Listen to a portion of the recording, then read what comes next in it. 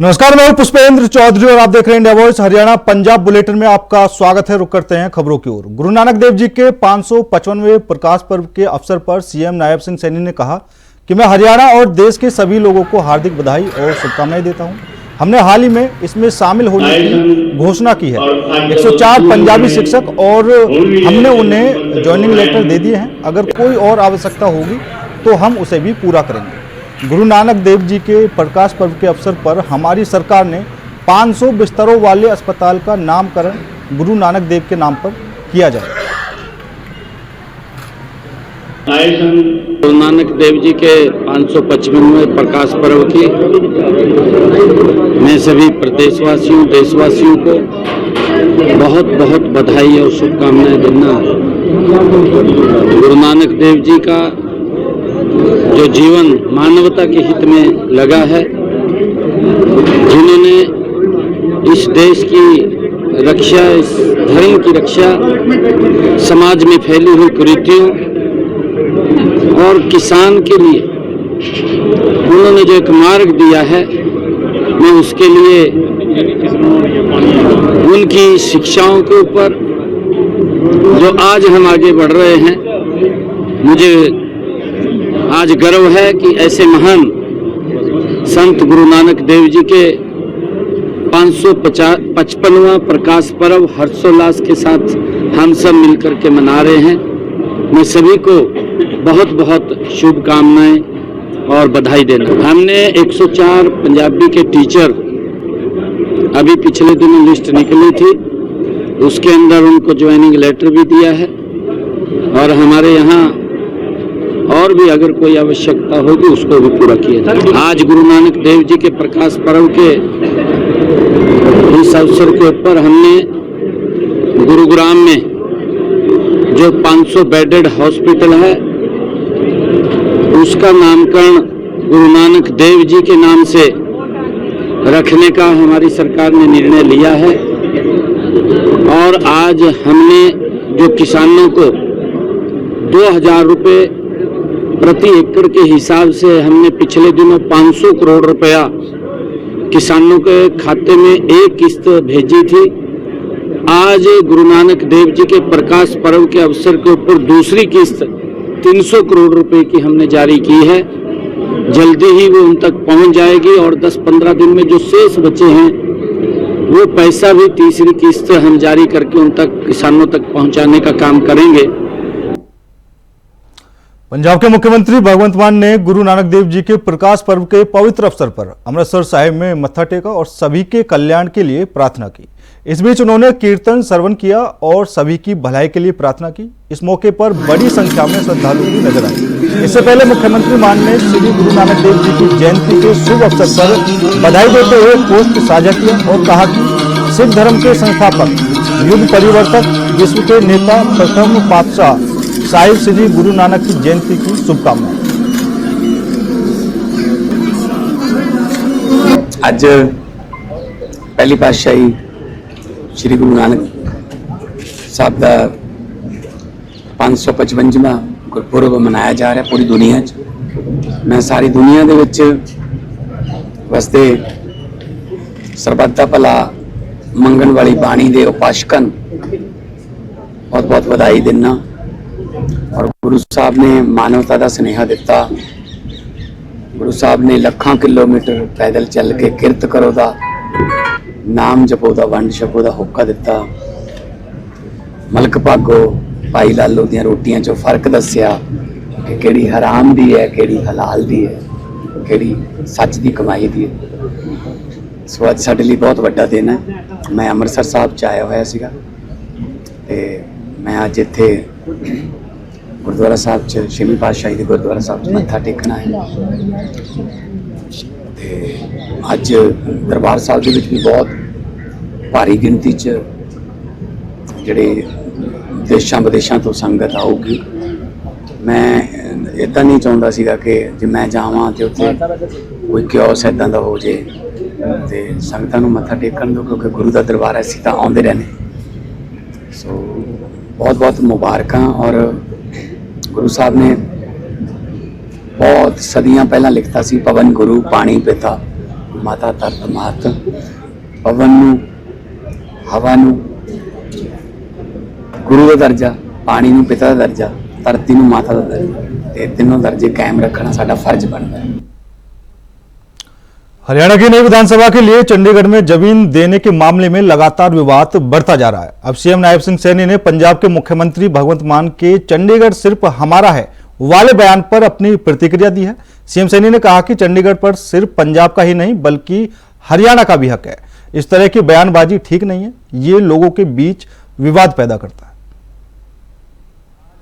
हमने ये निर्णय किया है कि हरियाणा प्रदेश के 40 लाख किसान भाइयों को ये कार्ड वितरित किए जाएंगे। उनकी जो मृदा स्वास्थ्य कार्ड है, जो उनकी भूमि का जांच परीक्षण है, उसको करके उनको 40 लाख कार्ड दिए जाएंगे, ताकि वो अपने खेत के अंदर कितनी मात्रा में दवाई डालनी है, कितनी मात्रा में खाद डालना है, उसको लेकर के वो इसका लाभ उठा सकते हैं और सरकार उनको आगे बढ़ाने का, उनको बताने का काम करती है।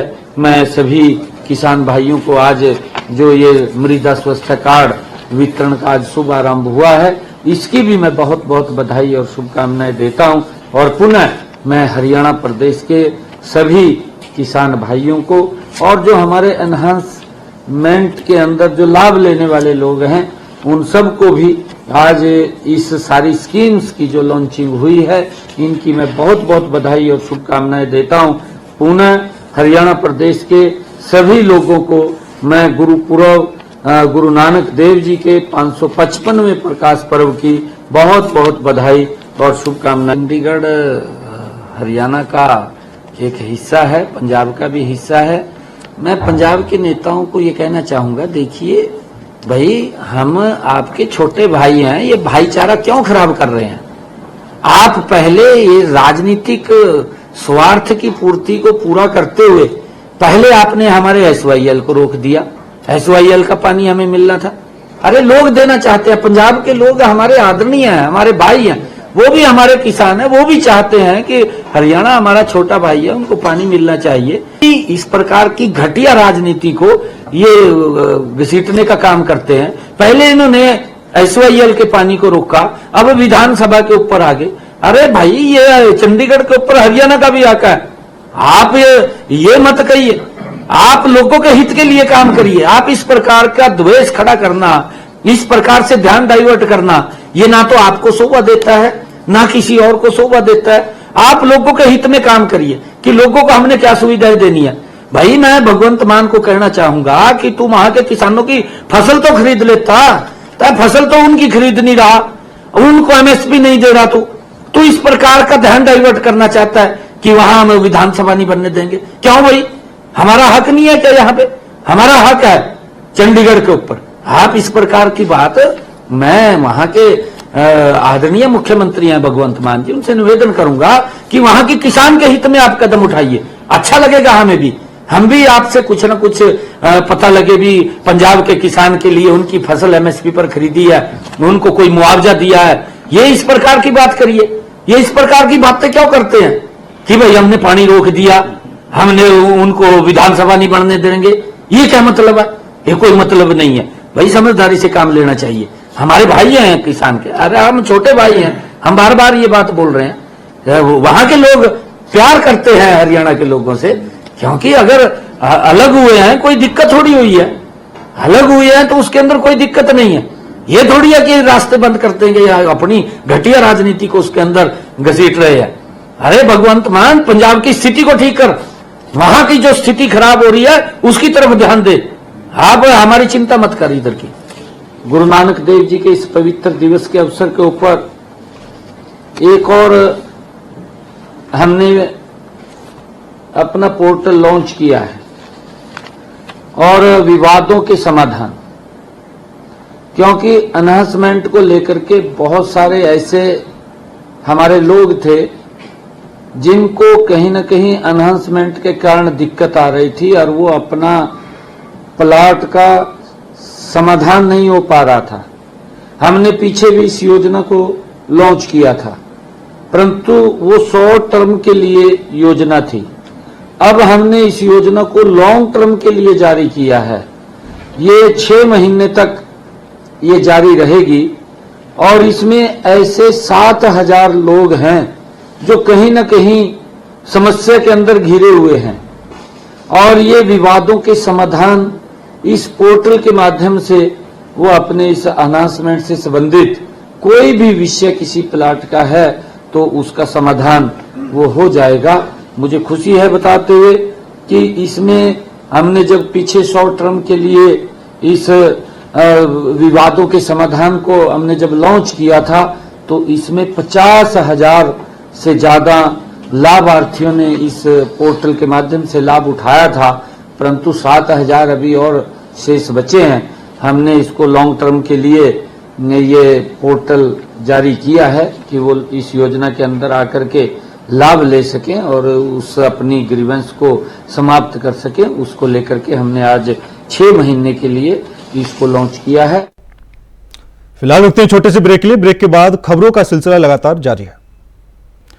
ब्रेक के बाद एक बार फिर आप सभी का स्वागत है। रुक करते हैं अगली खबर का। बीजेपी की राज्यसभा सांसद किरण चौधरी ने कहा कि चंडीगढ़ सही मायने में हरियाणा का भी है। वहीं बिना नाम लिए पंजाब के सीएम भगवंत मान पर निशाना साधते हुए कहा कि इस 10 एकड़ जमीन पर नया विधानसभा बनेगा, ये हमारे लिए बहुत गर्व की बात है। देखिए, इसका मैं आपको थोड़ा सा बैकग्राउंड बताना चाहती हूँ, शायद लोगों को मालूम ना हो। ये डीएपी जो है, ये खाद जो है, ये बाहर से प्राप्त करी जाती है और इसका जो है ऑर्डर दिया जाता है और फिर वो रैक्स जो हैं आप जानते हो वो लगते हैं, वो आते हैं बाहर से, जो है इसको इंपोर्ट करा जाता है। तो कई बार ऐसे होता है कि आने के अंदर इसमें देरी हो जाती है, तो वो देरी का वो जो टाइम फ्रेम है उसको जो है समन्वय जो है बनाना ज़रूरी है और वो हमारी सरकार करेगी इस बार। जहाँ तक किल्लत की बात है, किल्लत बिल्कुल नहीं है, लेकिन समय पर पहुँच जाए बिजाई के किसानों के, वो हमारी प्राथमिकता रहेगी और आने वाले समय में आप देखिएगा वो होगा। बेशक, बिल्कुल जो बात उन्होंने कही है सत्य है। चंडीगढ़ के ऊपर पूरी तरह से हरियाणा का भी पूर्ण जो है अधिकार है और कोई ये नहीं सोच सकता कि ये खाली हमारा है। और मैं तो ये बात कहना चाहती हूँ कि देखिए, परिसमन होने वाला है 2026 के अंदर, 28 तक जो है वो पूरा होगा और उसके अंदर जो है सीटें बढ़ने जा रही हैं। हरियाणा की भी बढ़ेंगी, पंजाब की भी बढ़ेंगी। अब जहाँ से विधानसभा जो चल रही है, वैसे ही हमारा जो हिस्सा हमारे को मिलना चाहिए था, 70-40 का जो रेशो है, वो मुझे पता चला स्पीकर साहब की वहाँ से कि भाई वही पूरी तरह से जो है हमारे को नहीं मिला हुआ था। तो नतीजा आप देखते ही हैं कि किस तरह से क्रैम्प्ड उसके अंदर जो है विधानसभा जो है चलती है। बल्कि जो विजिटर गैलरी है, मैं तो पहली बार कल गई विजिटर्स गैलरी में, तो वो कहाँ ऊपर नीचे इधर उधर घुमाई फिराई करके फिर वहाँ तक पहुँचना पड़ा। तो ये इस तरह से जो व्यवस्था जो है वो पूरी तरह से सही नहीं है। आने वाले समय में जो है अब केंद्र से जो है इसको हरी झंडी मिल गई है और हरियाणा ने 12 एकड़ ज़मीन जो है वो पूरी तरह से यूनियन टेरिटरी को दी है। तो 10 एकड़ के अंदर हमारा विधानसभा बनेगा, तो ये तो बहुत ही, मैं समझती हूँ, मान और बहुत ही फ़ख्र की बात है कि बीजेपी ने ये काम करा है जो पहले कभी सोच भी नहीं सकता था, वो काम पूरा करके दिखाया और इसके अंदर किसी को आपत्ति होनी नहीं चाहिए। पंजाब जो है वो फालतू के अंदर राजनीति इस पे करने की कोशिश कर रहे हैं। देखिए, जहाँ तक उनका सवाल है, उन्होंने तो अपना ही जो है ना, वो कहते हैं ना, हमेशा टांग अड़ानी है। ये है मान सम्मान पूरे हरियाणा वासियों के लिए और इसके अंदर सत्ता पक्ष और विपक्ष जो है उसको साथ खड़ा होना नज़र आना चाहिए। और ये इस तरह की जो बात हुड्डा साहब करते हैं, ये इससे ज़्यादा और दुर्भाग्य की बात क्या होगा कि क्या कहते हैं, हरियाणा को एक अपनी विधानसभा मिल रही है और उसके अंदर वो टांग अड़ाने की बात कर रहे हैं। अच्छा होता वो ये कहते हैं कि हम पूरी तरह से बीजेपी के सरकार सत्ता पक्ष के साथ खड़े हैं और हमारी जो ये विधानसभा मिलने जा रही है, ये बहुत अच्छी बात है।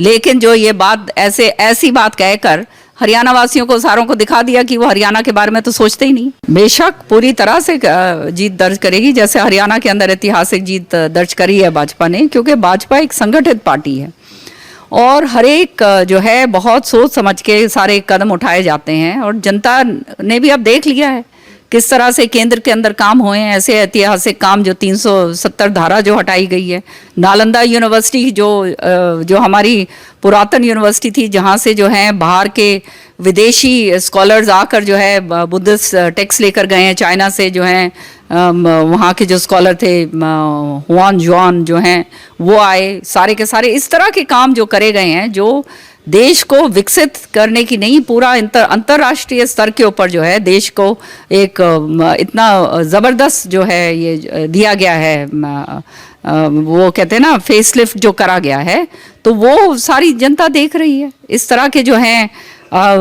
ऐतिहासिक काम जो करे जा रहे हैं और देश हित के लिए जो करे जा रहे हैं, तो निश्चित तौर पे जो है जनता अब इस बात को समझ गई है। और जहाँ तक महाराष्ट्र की बात है, आप जानते हैं वहाँ भी यही छोटी छोटी पार्टीज जो हैं वो बटी हुई हैं आपस के अंदर। कांग्रेस का तो जो हाल है वो सब उसके ऊपर चर्चा करने की तो ज़रूरत ही नहीं है। सो निश्चित तौर पर जो है महाराष्ट्र में तो मैं प्रभारी के रूप भी गई हुई हूँ, वहाँ पे रही हुई हूँ, तो मुझे मालूम है वहाँ पे क्या होने जा रहा है। जहाँ तक झारखंड की बात है, झारखंड का लोग भी जो हैं समझदार लोग हैं और इस बारी मैं समझती हूँ कि भाजपा को पूर्ण बहुमत के साथ सरकार बनाने का अवसर जरूर देंगे। गुरुग्राम में हरियाणा के बीजेपी प्रदेश अध्यक्ष मोहनलाल बड़ोली ने कहा कि बीजेपी के कुछ कार्यकर्ता असंतुष्ट हो गए और उन्होंने पार्टी में रहते हुए भी पार्टी के खिलाफ काम किया। भारतीय जनता पार्टी के पास एक बड़ा संगठन है जो ऐसे कार्यकर्ताओं पर नजर रखता है। पार्टी इन कार्यकर्ताओं पर नजर रखती है। अपने खुद के चैनलों के साथ साथ सामाजिक संगठनों के माध्यम से गैर राजनीतिक संगठनों ने भी जब भी किसी बीजेपी कार्यकर्ता या नेता को पार्टी के हितों के खिलाफ काम करते देखा तो उन्होंने स्वेच्छा से पार्टी को जानकारी प्रदान की। कार्यकर्ताओं का मन खराब हुआ, वो पार्टी में रहते हुए भी मन खराब किया। ऐसे कार्यकर्ताओं का भारतीय जनता पार्टी का बहुत बड़ा संगठन है, बहुत सारी आंखें हैं। हम अपने कार्यकर्ताओं के माध्यम से भी और भारतीय जनता पार्टी के इस चुनाव में बहुत सारी सामाजिक संस्थाएं भी लगी, गैर राजनीतिक संगठन भी लगे हैं।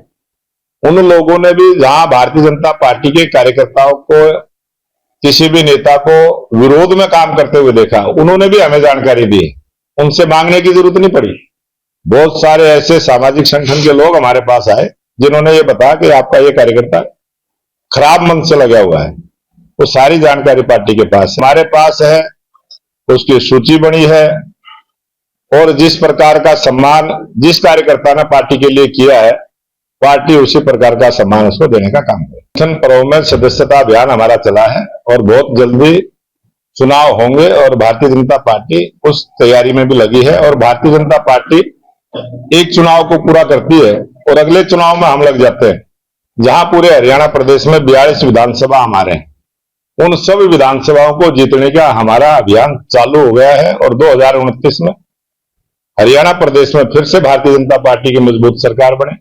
और जहां जहां भी चुनाव होंगे, किसी भी प्रकार के चुनाव, चाहे पंचायतों के हों, चाहे नगर पालिका के हों, चाहे नगर परिषद के हों, चाहे नगर निगम के हों, चाहे किसी संस्था के हों, भारतीय जनता पार्टी की हर जगह भागीदारी रहे, इस प्रकार की योजना रचना भारतीय जनता पार्टी का मजबूत संगठन करे। हमारे जितने भी देशभक्त हुए हैं, महापुरुष हुए हैं, जिन्होंने समाज के लिए कुछ ना कुछ काम किया है, देश के लिए कुछ काम किया है, ये देश उन सब महापुरुषों का ऋणी है।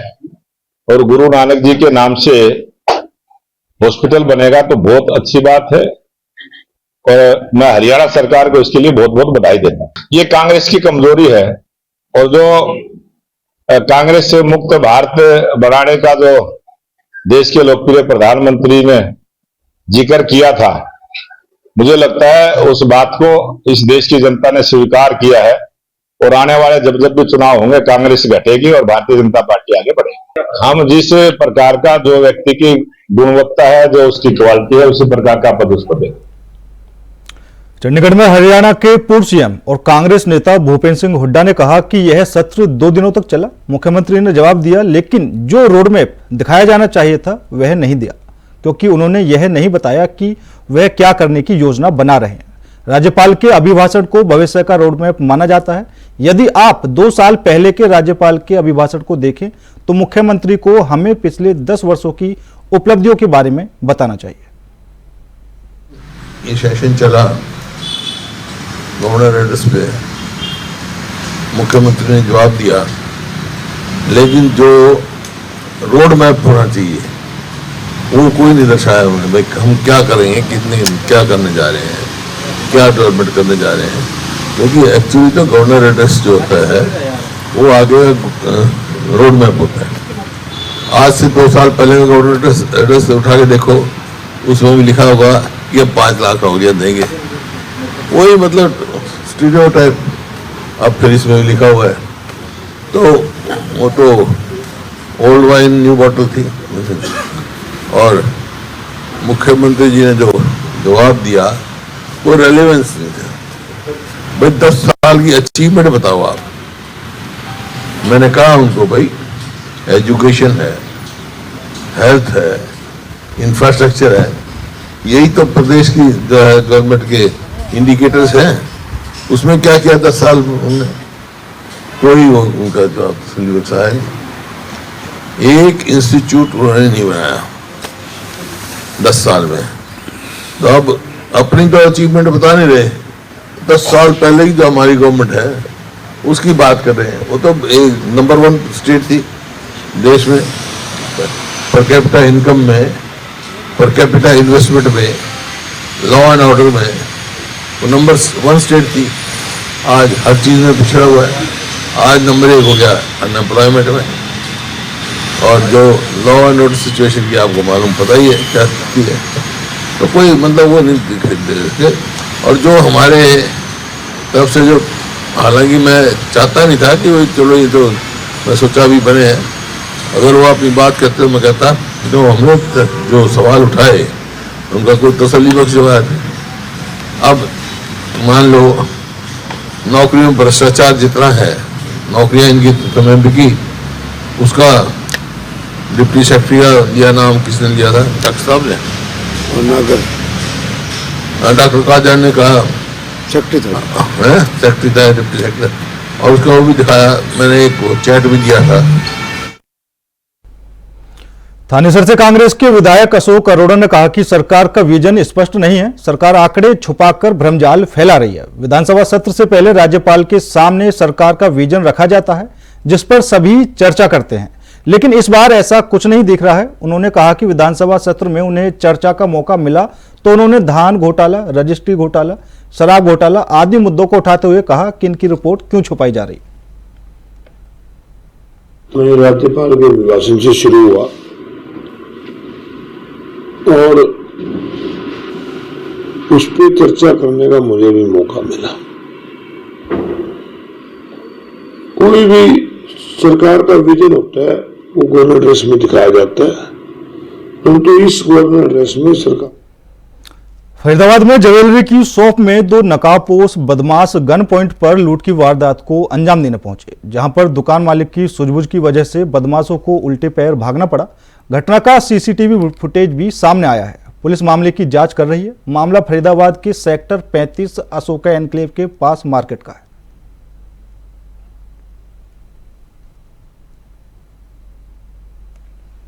तो अमृतसर में पुलिस ने बड़ी सफलता हासिल करते हुए 2 युवकों को गिरफ्तार किया है। दोनों युवक सीमा पार से नशीले पदार्थ और हथियारों की तस्करी करने वाले गिरोह के साथ मिलकर काम करते थे। पुलिस ने उनके पास से 8 किलो 27 ग्राम हेरोइन, 6 किलोग्राम अफीम और 13 किलो 100 ग्राम रसायन, आधुनिक MM ग्लॉक सहित 4 पिस्तौल और 17 कारतूस बरामद किए। फिलहाल मेरे साथ इस बुलेटिन में इतना ही। बाकी देश और दुनिया की तमाम खबरों के लिए देखते रहिए इंडिया वॉइस।